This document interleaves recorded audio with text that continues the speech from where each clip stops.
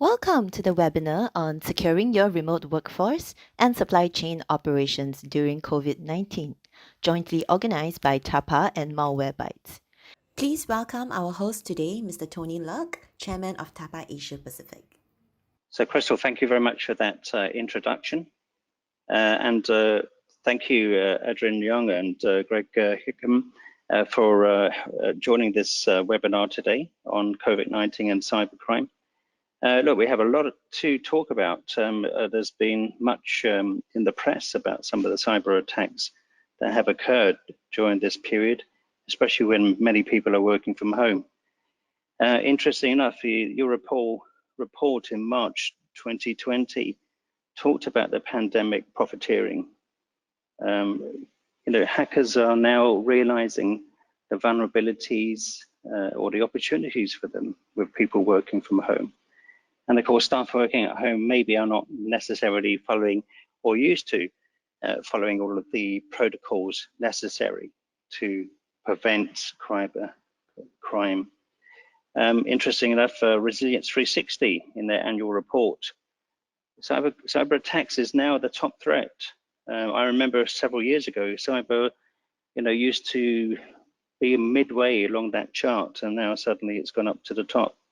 68% of their businesses believe cybersecurity risks are increasing, and by 2021, damage caused by cybercrime is expected to reach 6 trillion per year, which is unbelievable. And look, just as I was preparing for the webinar today, I saw an article from our CIO website, which basically talked about CIOs having to deal with excessive loads on the infrastructure. So, suddenly they've gone to just a few workers having access to basically the infrastructure, when they've on business travel on that, I suppose business travel away from home. And now we have a situation where literally the whole workforce is demanding access to the network. And of course, that means not only setting up the protocols for those people to log in, but whether they have VPNs and patches on their computers. So, one comment from the CIOs, but this is a wake up for organizations that focus on the daily operational need. And they talk about investment. Has the investment been put in place? And I'll be asking some of those questions today to Adrian. And then look, how do you fully enable your employees to work remotely? So CIOs are struggling to ensure that employees are being productive. So it's a massive infrastructure overload. And of course, there's no IT support desk, okay, that you could literally just pop along to. Obviously, everything now is totally online. And of course, look, how do you share files? What's the mechanism to do that in a safe and secure way? So these are some of the issues that we're all dealing with. How do we deal with those security threats? How are staff accessing the internet? Are they doing that from home, or are they doing that from public networks? So look, you've heard enough from me in terms of the opening. I think all of us realize that there's some big challenges in front of us. I don't expect there's going to be a quick fix. So what I'll do, I'll pass you over to Crystal. Over to you, Crystal. Thank you, Tony. Next, we would like to share a pre-recording from Greg Hickam, Chief Information Officer at Malwarebytes. Greg is a Silicon Valley technology executive who brings more than 25 years of experience driving technology vision, strategy, global operations management, acquisition integration, and scalable business growth. Due to the time difference, Greg has pre-recorded this video to share his insights with us. Welcome everybody to today's webinar. Look, these are unique times, so I kindly ask for your patience. Like many of you, I'm working from home today. So the dogs might bark, the kids might laugh, cars might honk. Hopefully our collective internet holds up to all this entertainment, at least for the next 30 or 40 minutes. My name's Greg Heim, and I'm the Chief Information Officer at Malwarebytes, an endpoint security and threat intelligence leader. Today's topic, remote sec, or the practice of securing remote workers, is one we have discussed, debated, and marketed for the last 5 years. But now, given this global crisis, the concept of securing remote workers has moved from the hypothetical, played out on network diagrams, to reality, played out in the home offices of millions of our employees, with IT and security professionals like yourselves working urgently to make sure that employees remain productive and protected. Let me be clear, I don't have all the answers. None of us do. But what I do have is a wealth of experience, ideas, and practices that I've used throughout my career in successfully securing remote workers. I want to spend some time with you sharing the reality that we're facing today and begin a discussion with you on how we evolve, adapt, and improve to address the requirements of our growing remote workforce. We here at Malwarebytes are committed to supporting this ongoing dialogue. To that end, I've directed our threat intelligence researchers to continue to monitor IT issues related to both the remote sec as well as any new cybersecurity threats emerging as bad actors attempt to take advantage of our new shared digital reality. At the end of this short webinar, I'll share with you how you can contribute to this research. So like most CIOs, I had a plan. As this situation developed over January and February, we built a remote work plan that would be ready to go. When it became clear that we would need it, I decided to do a one-day stress test by asking our employees to work from home for the day. This would then allow us the following business day to remediate any issues that we discovered during the exercise. Unfortunately, that was the day before our governor issued a shelter-in-place order. So what started as a test immediately became my reality. And so what is this reality? Well, to start with, I had to move from a model of securing an organization to securing individuals. According to the Verizon Data Breach Report, C-level executives who often spend much of their time on the road are 12 times more likely to be the target of an attack than our office-based employees. And it used to be that securing the roaming executive could be accomplished through zero trust techniques like conditional role-based access, and that while costly to maintain, were worth the investment. But now we're all roaming, and exhaustive security measures to secure an entire organization are simply cost prohibitive. Secondly, we know that cyber hygiene has always been an issue. We also know from the Department of Homeland Security that there are new techniques intended to target devices that will inevitably become less protected the longer those devices are out of the watchful eyes of our security professionals. Unfortunately, these threats include coronavirus-themed malicious websites and spam that callously feed off of our concerns with the promise of vital information, only to deliver malware pups and pums. Cyber hygiene, or the maintaining of an organization's security posture, will be tested in this new reality. This reality is my guiding approach to remote sec. So I started by focusing on the priorities rather than trying to achieve a comprehensive, foolproof security strategy. By focusing on the priorities, I could quickly achieve a Pareto principled 80% of security immediately, and then fill in the gaps as we learn more about the challenges my colleagues in our environments are facing. So what did I do? Well, first I started by increasing device security across the board. I've always said that the device is the new perimeter. Gone are the days of on-premise or office-based security. My team won't be leaving their house, and shipping the device is also not an option at this point. So my remote sec plan includes the ability for my team to quickly respond and recover from a threat with full dashboard control, all remotely via the cloud. Let's look at each step. As I described earlier, VPNs are explicitly being targeted by the bad guys, yet this infrastructure is often not patched due to its 24/7 availability requirements. Put simply, it's better to take an availability hit than to be breached. So the weekend after the lockdown order, we took our critical servers offline to make sure that we were as patched as possible and our infrastructure could accommodate the immediate increase in remote access. This downtime resulted in a significant decrease in our patch workload, and it gave me the assurance that any unnecessary known vulnerabilities would not be the cause of a breach. With the infrastructure bolstered, I moved to my employees' devices. By running the Malwarebytes endpoint discovery tool, I was able to quickly gain visibility into devices and their security posture, ensuring that they had the right level of security for their role. It's imperative that you secure personal devices that are now being used by employees for work.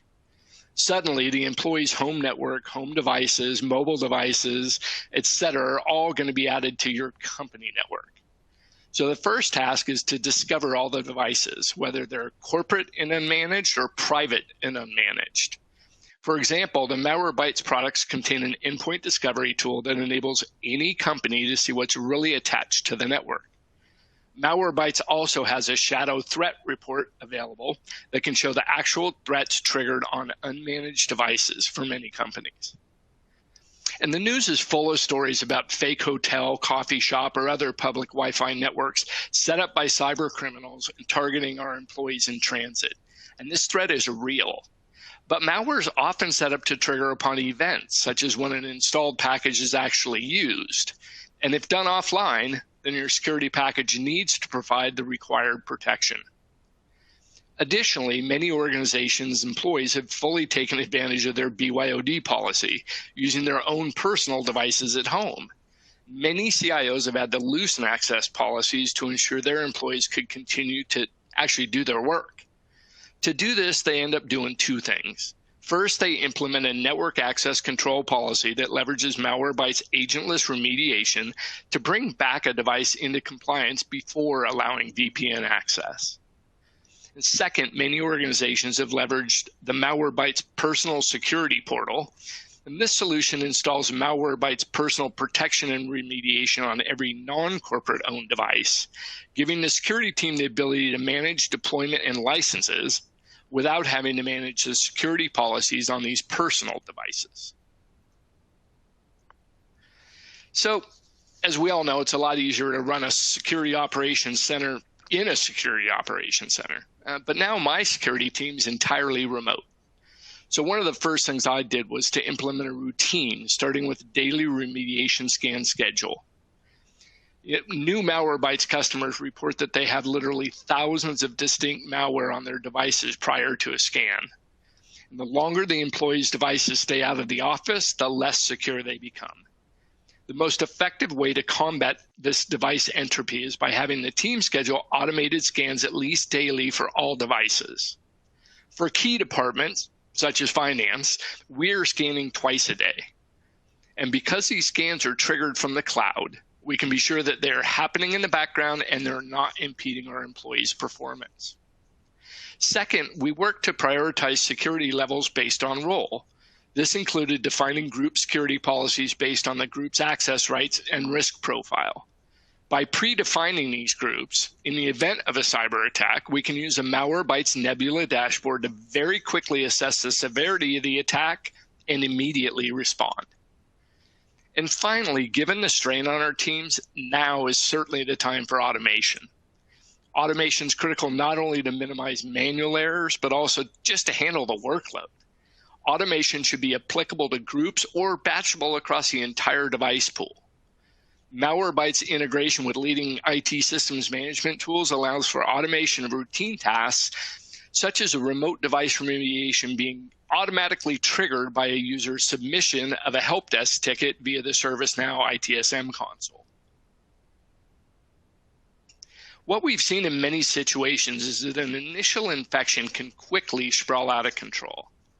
Isolation of compromised endpoints is critical, and this simply must be done leveraging a cloud approach for remote workers. By isolating effectively, we allow our security teams the time to remediate. To address this, we've stepped up our Security Operations Center performance, demanding attack response in seconds and minutes instead of days and months. By using Malwarebytes endpoint detection and response, my team can quickly evaluate the attack vector and impact and isolate the impacted group within a matter of seconds. Through Malwarebytes remote recovery, I can recover any data compromised through a ransomware attack and get the device back up and running in a matter of minutes. But remediation must be thorough and precise, and it has to take out pups and pums that appear innocuous and then later trigger Trojans, bots, spywares, ransomware, etc. And lastly, every company should have a way to leverage expert responders set up in advance. Otherwise, during a widespread malware incident, such as Emotet, that impacts scores of companies across multiple geographies at the same time, you may not get access to the experts you need. So these are the must-haves that I believe will harden the defensive of the now completely remote Malwarebytes workforce. Again, they're very straightforward, but they're necessary. Number one, regain control of your security posture by eliminating your patching backlog, gaining visibility into all endpoints on the network, and providing Malwarebytes consumer security for employees using their personal devices. Number two, operationalize your remote SOC by creating daily remediation scan routines for the team, defining group security based on the employee's risk profile, and introducing automation that will take the load off of our already strained security teams. Number three, accelerate remote service recovery after an attack by focusing SOC resources on quick attack evaluation and remote recovery. And number four, don't forget the human connection, especially now. While we're focused on effectively securing our people, and that is critically important, remember that many employees are facing times of fear and uncertainty right now. Stay close to your crew. One thing we did is we scheduled a 30-minute daily all-hands video conference. Attendance is purely optional, but it encourages our team to come together visually and stay connected. They took that and evolved it into a Friday afternoon virtual happy hour. As I mentioned at the beginning of this webinar, our Malwarebytes threat researchers will continue to monitor and share information on both remote sec practices as well as cyber threats and those related to the COVID-19 crisis. We are fortunate to have some of the best and brightest in the security industry here at Malwarebytes, and they openly share their knowledge with the larger community. You can get more information at blog.malwarebytes.com. So let's continue this conversation so we can learn and adapt together. If there are best practices you're using or threats that you're seeing, please contact our threat intelligence research team via email at intel@malwarebytes.com. We'll investigate and incorporate all our new learnings into our blog posts. Thanks for your time, stay safe, and please don't forget to wash your hands. Next, we would like to invite Adrian Yong from Malwarebytes to share with us the global cybersecurity landscape and latest insights. Thank you, Crystal, for the introduction. So every year, Malwarebytes release a state of malware report, consolidating the detections of the past 1 year and to share to the community on what we have detected so that you can use that data and enforce better security posture on your site. So first thing first, we look at global headlines across the world. And immediately we see that there is no lack of data breach incidences as well as ransomware attacks. And one key headline that I want to bring to your attention is the one from Singapore, where activities from the Emotet malware family has more than tripled in the past year in Singapore itself.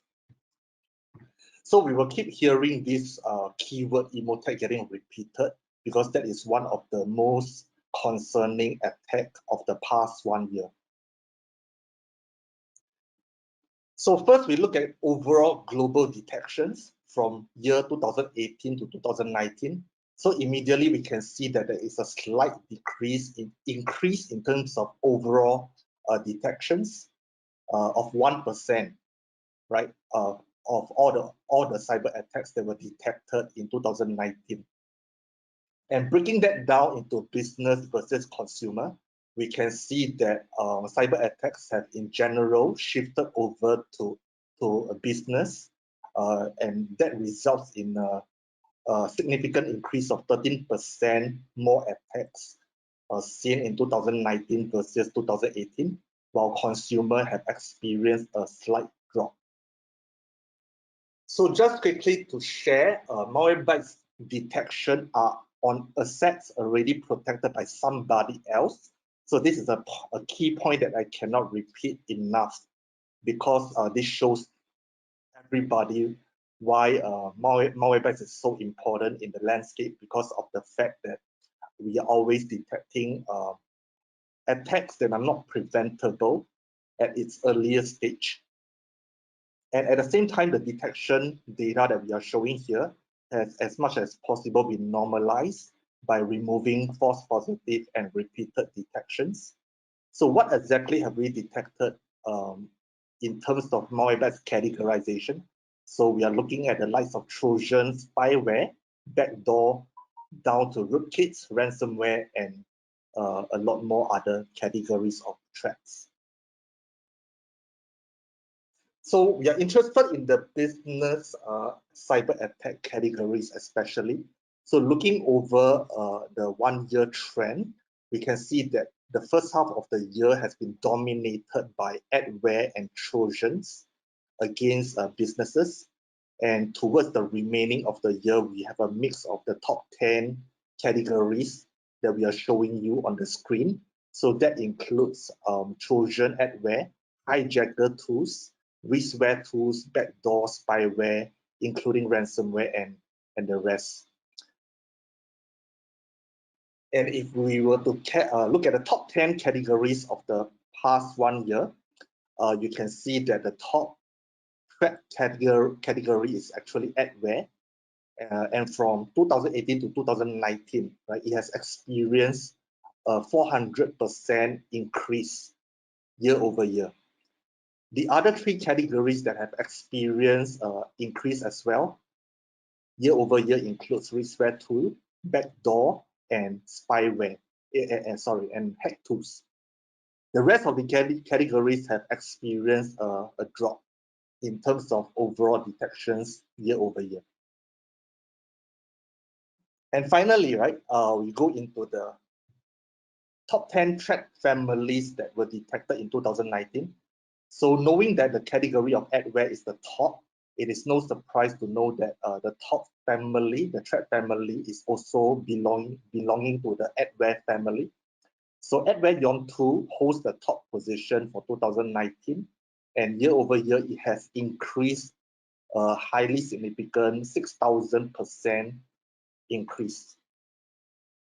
The one keyword that I wanted you to take notice of, Trojan Emotet, is taking up the second position in the table, and this is a highly damaging attack. So sitting second in the table is a cause of great concern, because it means that a lot of businesses out there are getting impacted by this malware family. The rest are majority adwares as well, as you can see from the table. So one conversation that keeps coming back to Malwarebytes is how exactly, how serious adware and unwanted programs in general.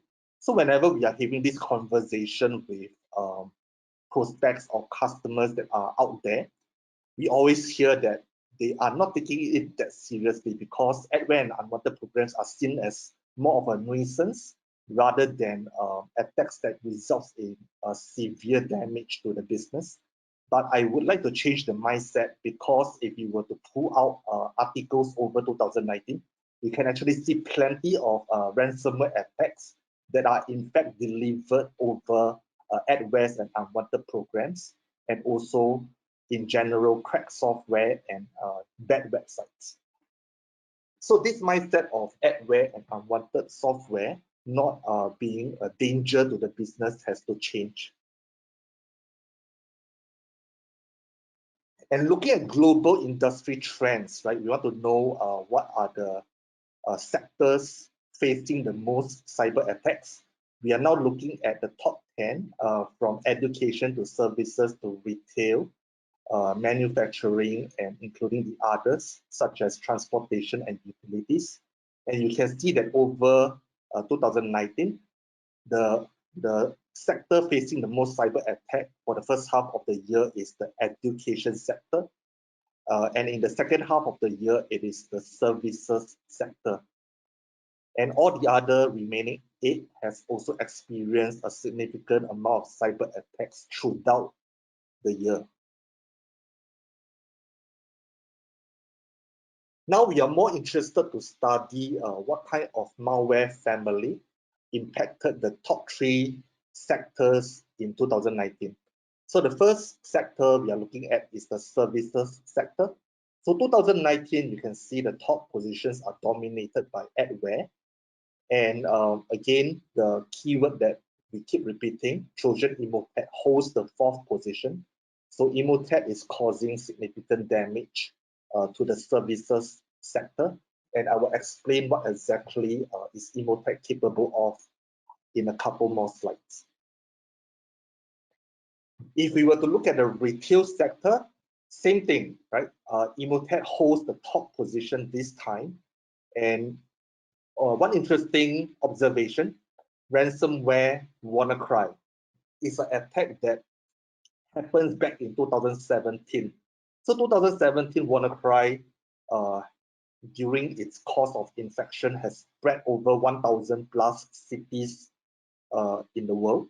So its capability to laterally move is quite scary at the point in time, right?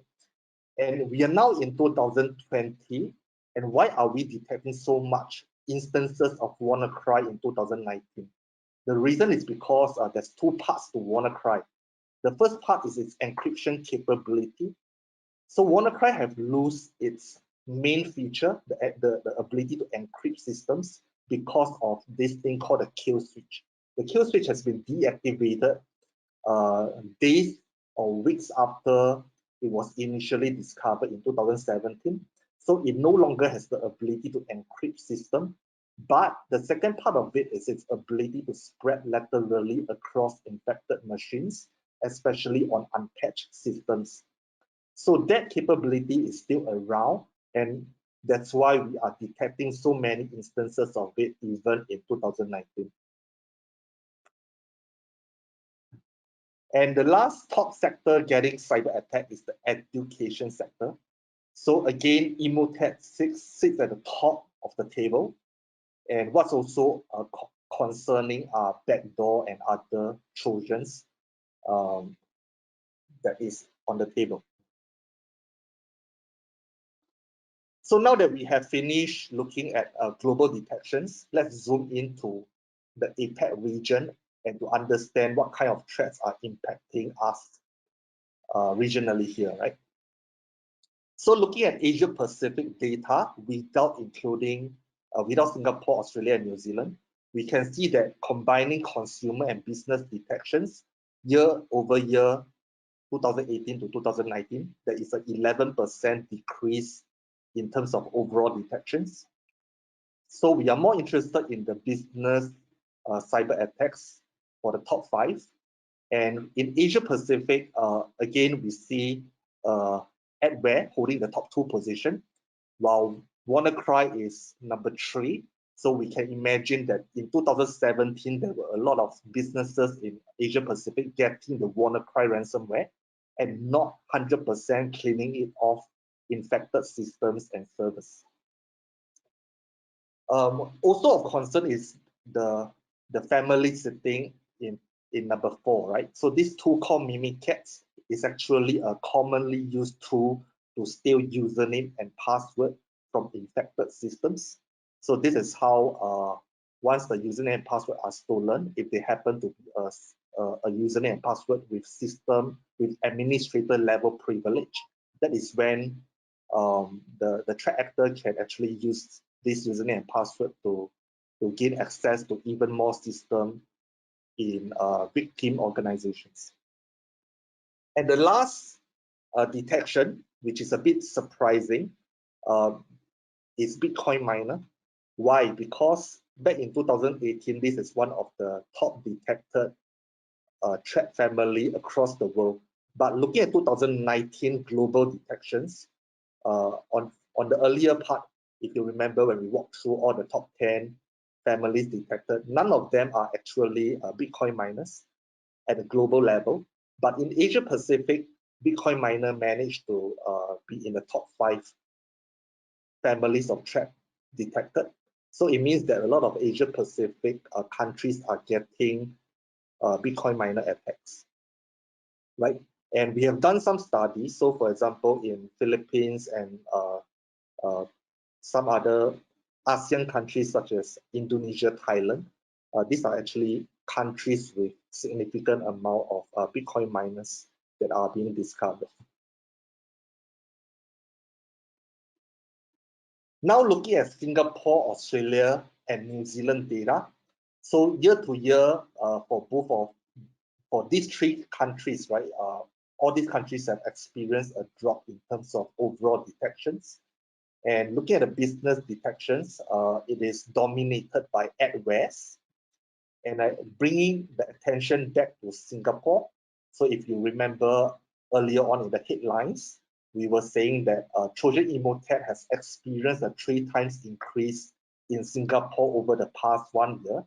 So our detection reflect that as well, because Trojan Emotet is sitting number 4 in terms of detections across Singapore.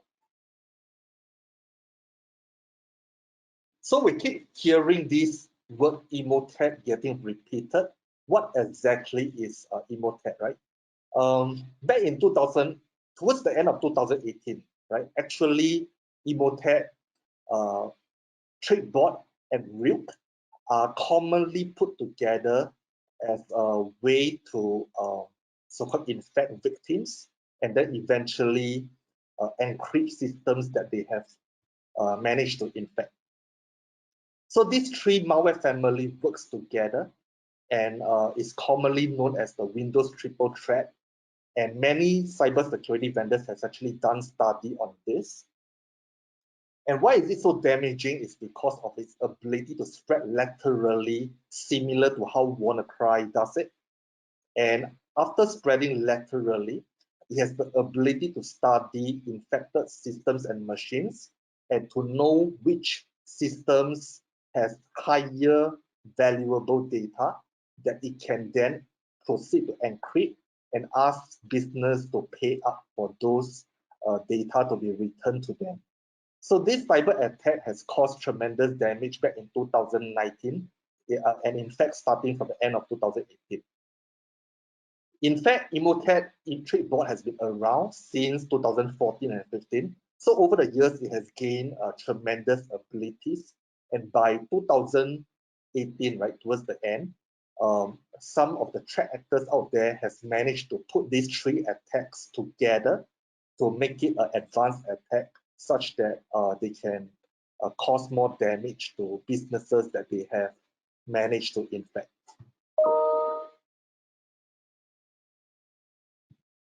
Okay, so the final payload out of this triple threat is actually the root ransomware. So after studying what they have infected through Emotet and Trickbot, the final payload delivered is the root ransomware selectively to mostly servers that the threat actors find valuable and most likely will result in the business paying up. So a lot of studies has been done on this attack, and we have realized that there is a flow to most of these cyber attacks. So normally it started off from a mouse spam campaign, and once the mouse spam is received by victims that opens up the attachment, which is normally a Word document, will have PowerShell run silently in the background, resulting in the downloading of Emotet, followed by Trickbot, followed by redirecting the compromised endpoint to internet compromised sites, and then finally deliver the final payload of root ransomware selectively to infected systems. So across Asia Pacific, we have seen plenty of business getting impacted by this triple attack. And enough about Windows, right? So now looking back at 2019, one surprising statistics that was shown through the investigation and study was the number of detections per endpoint on Mac OSs. So in 2019, on average, every single Mac infected machine has 11 traces of malware on it.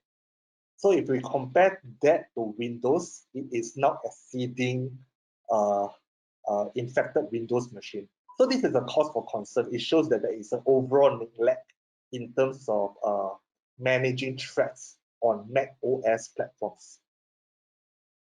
If we were to look at the top Mac detections for 2019, we can easily see that most of the detections are belonging to the Adware and unwanted program family.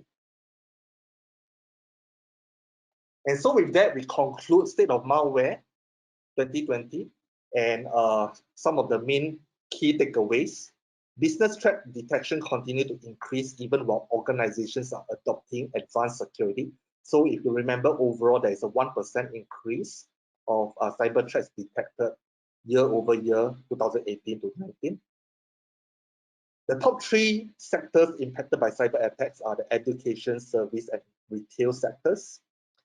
Old and evolved families of cyber attacks, such as Emotet, are having successes, not only in the top 3 sectors, but across all the different sectors that we have been studying. Ransomware has overall decreased, but it has maintained its ability to cause high damage and is again more targeted versus 2018. So they have gained additional capabilities, such as the ability to study assets before deciding whether to perform encryption or not. And lastly, right, there is a general neglect of Mac security. So Mac threat detections per endpoint is now higher than PC detections per endpoint. Now moving to the last part of the presentation, we just want to share for a fact that cyber defenders across the world, whether you are of a large organization or a small and medium-sized enterprise, but everyone simply demands a better security. And in today's threat context, whether you are working from home, remotely, or from office, everyone wants better security. Just a bit of a fact sharing. So earlier on, Greg have shared that executives are 6 to 12 times more likely to be targeted than non-executive for cyber attacks.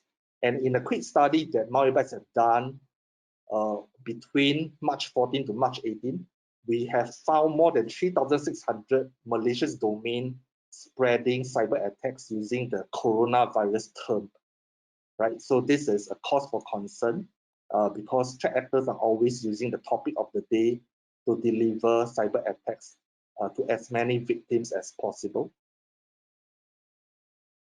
And in one of the many real-world cases that Malwarebytes have seen, so for example, a service industry prospect that is working from home, they were hit on a weekend by the same triple threat that we have discussed earlier on. So the partner that they engage reach out to us, and immediately we issue them the Malwarebytes technology to help to look into that attack. And once our technology has been deployed, immediately, right, we are seeing 95 out of 105 total endpoints and servers are getting infected by the Trojan Emotet malware. And across these 95 machines that are infected, you can see that there are a total of 11,000 strains of Emotet Trojan that have spread itself across all these infected systems. So this is a highly damaging cyber attack that has the ability to maintain persistency such that they make it so tough for you to recover from it. And the moment you're infected, basically the endpoints and the servers are not within your control as much as you wanted, right? So by deploying Malwarebytes across these 105 endpoints, we are able to immediately detect all these strains of malware, including Emotet, Trickbot, and malware that the customer or the prospect do not also know of, including backdoors, including other Trojans, and remediate them as soon as possible, right? And within a 2-day period, we help this prospect recover from the cyber attack.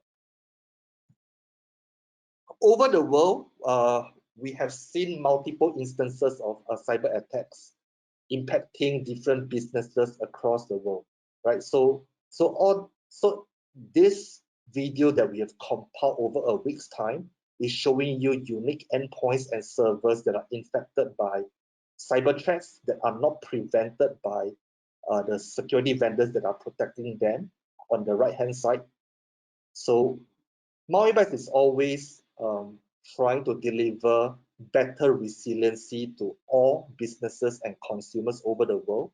So with that, I end my presentation and hand it over back to Crystal and Samantha. Thank you very much, Adrian. Now, Tony will be sharing with us some case studies and mitigation strategies against cyber attacks. So over to you, Tony. Crystal, thank you very much. And Adrian, thanks for a great presentation. And also to Greg. Look, I know Greg couldn't be with us today because of the working from home and some other restrictions that he had, but please pass my thanks to him. And look, can I just quickly welcome two of the board members who are currently on the webinar. That's Steve Mullins. Steve Mullins is actually looking after our law enforcement liaison. So he's currently working with Interpol based in Singapore here on cybercrime. So we'll hear more from Steve in the future. And look, a big thanks to Roger Lee, who's also on the call. Roger's been running the business continuity and recovery training for members during this awful period. And Roger, as well as being a TAPA board member, he's also a member of the Singapore Institute of Material Management. So thank you very much, Roger. So Adrian, look, before we go straight into those sort of case studies, what I'd like to do is just pick up on a few things that you've mentioned. Look, what's interesting is that, as you know, TAPA covers the whole supply chain. And then, you know, when I look at that graph that you presented, which looks at the hits on manufacturing and the attacks on transportation. And look, one of the case studies is an attack on transportation, which we'll go into a little bit further. But when you actually put those two together, that's quite a significant figure, isn't it? Yeah, Tony, definitely we see that as well. So we do see a big gap in the cybersecurity landscape. So businesses across the world are getting impacted by different cyber attacks. So this one happening to Swiss Shipper is of course unfortunate, but over the world we see that there is a clear lack of an incident response plan or a lack of tools to support that plan. So when threats get out of control, this is when a lot of businesses are unable to recover fast, or even if they have the plan in place without the right tools to support or the right people in the right position, they are unable to recover as fast as they have wanted.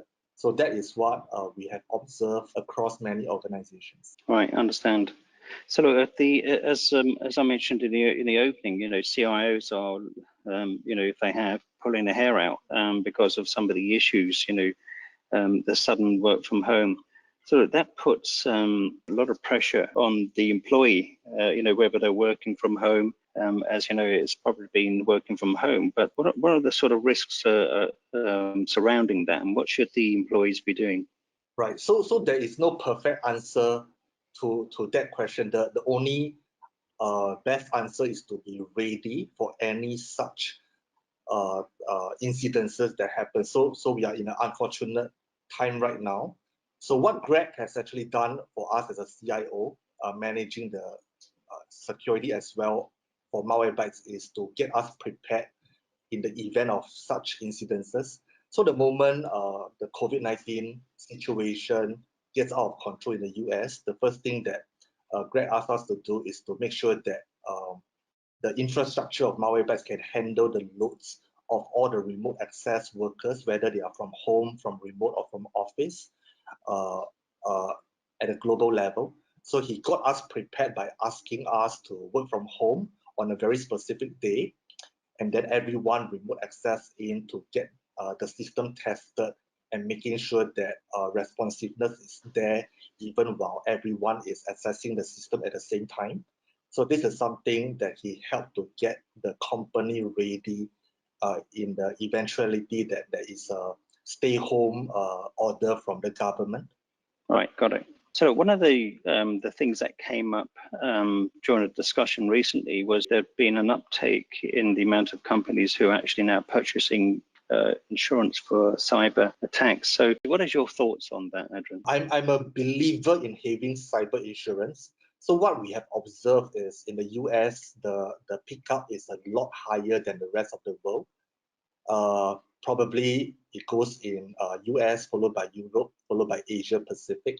So I definitely agree with organizations that adopts cyber insurance as a way to improve overall security posture, because no tools ever protect 100%, no tools ever detect 100%, and no incident response plan is ever 100% as well. So the last fallback resort is to have a cyber insurance in place, such that when things really go bad, at least some claims can be made to help the business recover to a better state. Yeah, I suppose, look, there's always going to be the problem of increased costs and, some resistance against it. But look, let's talk about training. Look, I think there's only so much we can do with training. Training goes so far, but there's obviously some significant gaps where we haven't got the proper tools in place. Would you agree with that? I totally agree with that. So security is a really big topic, unfortunately, right? And there's so many gaps that we have to plug all the time, and new gaps also keep appearing. So security awareness training is one part of overall strengthening the organization's ability to cope with cyber attacks. So having the tools, having the technology, having the people, having these people trained, and having the people in the right roles to tackle cyber attack is everything that is needed to better prepare any organizations for security, right? So it is an ongoing effort to continuously improve any organization's cybersecurity posture. Yeah, no, exactly. And of course, look, I suppose, as you say, it has to be an ongoing process, because obviously there's new types of threats coming out all of the time.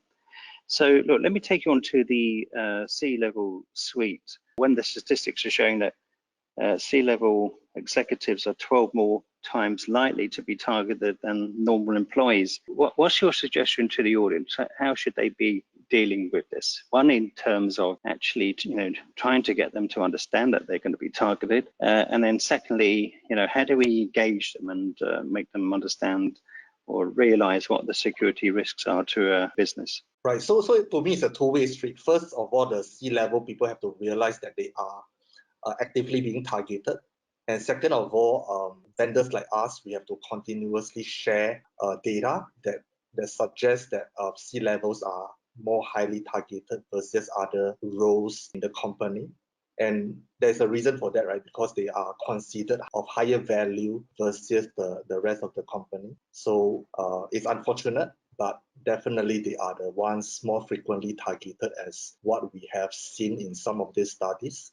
So one of the ways that they can definitely secure themselves is to have the right tools in place, such that when they are on the road, or whether they are in office or anywhere else working, they are still under protection. And with Malwarebytes, one of the things that we continuously suggest is to have better security by enforcing multi-layer protection. And protection today alone is not enough. So the moment that something isn't preventable, you want to have a best chance of a recovery as well. Yeah, look, it's always a difficult discussion, and no doubt there'll be a lot of questions sent in to us on how we should approach it. But look, I think between our organisation, TAPA, and certainly yours, we should be trying to get that message out. Certainly will help our members, and particularly, as I mentioned, if you look at manufacturing and transportation being targeted, it's a significant problem. So let's look at this first case study here, where this Swiss shipper was basically forced to go offline. So we can see here they reported the network outage, and then of course they were forced to close down the systems for more than 5 days. So hey, this is probably a significant impact to them. So what's your sort of advice or approach with this sort of situation? Right. So I think this goes back to the very first question that was being posed, whereby we talk about having cyber security plans in place and obviously having the right tools. So once the plan is there, the tools are there, the people to execute the tools in the event of a cyber attack, they can then have the fastest possible way to recover from it. And because of that, then I would say that there is a likelihood that they can recover before the 5 days as shown in this particular slide. Yeah, I can imagine, right, that once it happens, there's a lot of rushing around and trying to find the right partner who can actually address that issue. So yeah, it's a good point. This is a large logistics provider, well-known one. And look, also we're shut down, and this is in the media.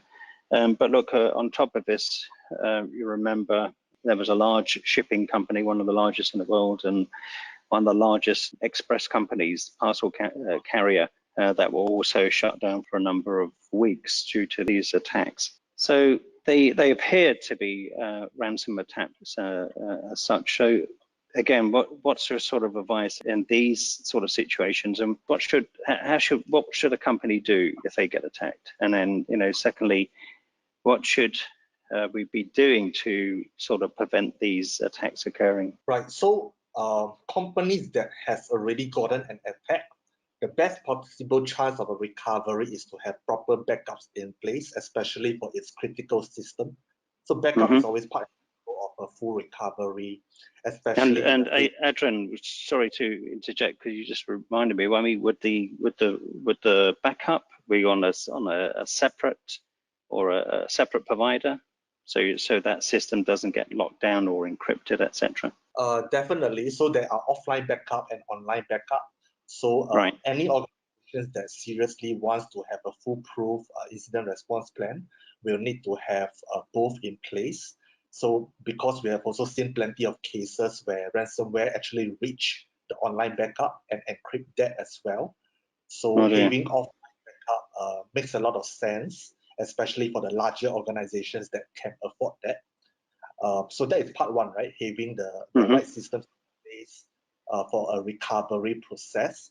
The second thing to have is, of course, better protection and faster recovery than relying on backups. So this is also part of what Malwarebytes has been providing. So what we are doing is provide first, of course, real-time protection against cyber attacks such as ransomware. And finally, if a ransomware were to successfully attack some of the protected systems, what we do is allowing our remediation engine to kick in and to faster remove the ransomware so that it doesn't continue to spread across the rest of the connected endpoints and servers, and restoring back some of the files that we have managed to save for our customers. So this is actually phase one of the overall recovery, because in the face of any ransomware attack, what happens is that you have a percentage of the system being critical and you have a percentage of the system being less critical. So normally recovery comes in a few phases. So those that are not as critical, right, it can take a longer time or just have it up and running as soon as possible. But it's normally the critical that requires a full recovery. So the critical systems normally will want a full backup to be in place, while the rest of the system, if you want to get the businesses up and running again, you can rely on solutions such as from Malwarebytes to perform a quick recovery of those systems, and then continue your business first while you recover the rest of the network.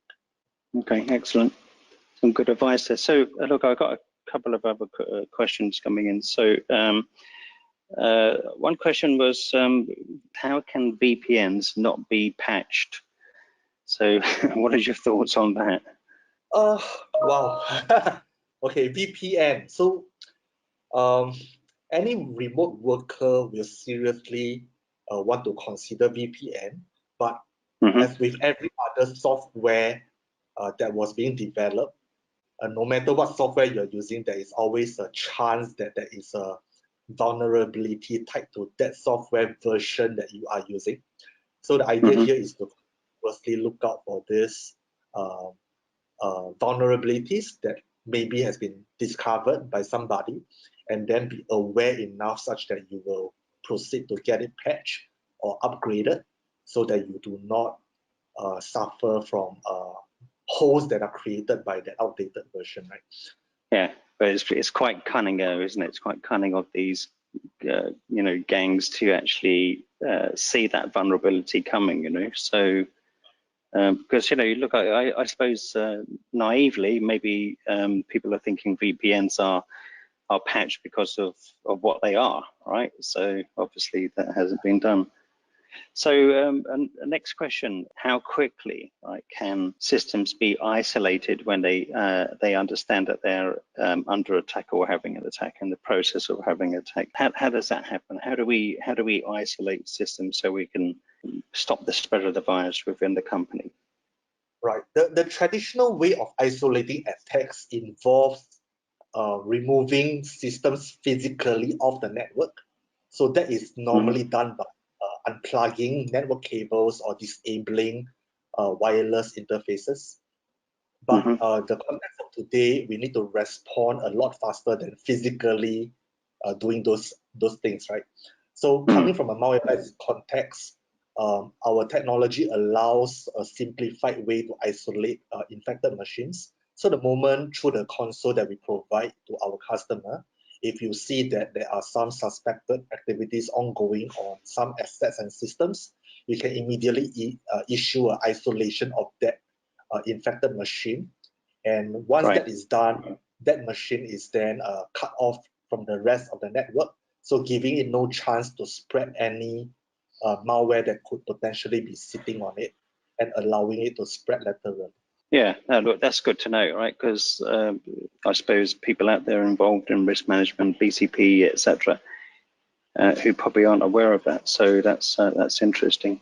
Look, I'm a Mac user as well, right? So one of the questions is, Mac versus Windows. When we look at some of the attacks on the Mac, why do you think that sort of happened? What happened there, and what should the users be doing? Right. So there's a myth when Mac was first launched. I mean, that there are lesser cybersecurity attacks against Mac OSs due to the way it's being designed. So over the years, I think that belief has built up across a large community of Mac users. So that is why they are actually neglecting security on Mac versus Windows. So whoever is on Mac has the belief that they are less susceptible to cybersecurity attacks versus users that are on a Windows machine. So over the years, there is a snowballing of that neglect, and eventually leading to the per detection that we are seeing now today in our state of malware report. So I believe that's what happened.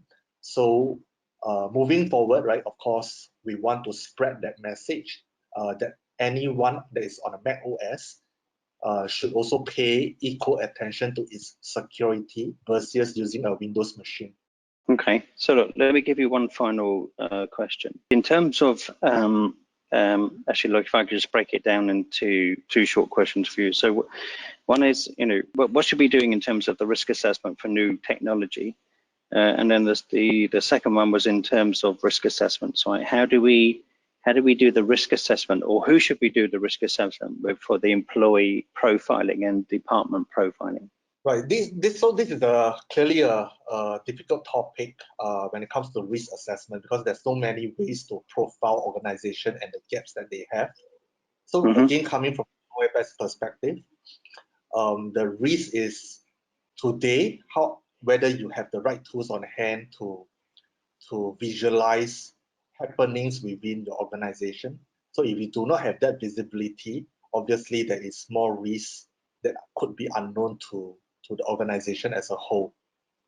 So definitely we can help in that aspect. And who is the right person to run it? It normally is a process involving the customer, the vendor, and of course the partners that are serving that customer, right? So everyone has to be in it together in order to make sure that any gaps or risks that are happening to the organizations are detected as early as possible, and then to cover it as soon as it was being discovered. Okay, so yeah, you're right. Look, in terms of risk assessments, there are a lot of models out there, and it's really trying to get the right risk assessment model for your business. So Adrian, look, can I just thank you very much for that? Look, I think we could talk all day about this, and I think one of the things that we should do is do some follow-up discussions and drill down into some of these areas, right? Because there's a lot to take in here, and there's a lot of knowledge to share. So, look, thank you very much, and again, if you can pass my thanks to Greg for his session as well. Right. On behalf of Malwarebytes, I would like to thank you and TAPA Group as well. Thank you for inviting us to join you for this awareness sharing session. Oh, you're welcome. Thank you very much. Thank you for joining the webinar on securing your remote workforce and supply chain operations during COVID-19. We hope that you enjoyed the webinar and question and answer session. If you have any questions and feedback, please feel free to contact TAPA or Malwarebytes. We look forward to seeing you at the next webinar sessions.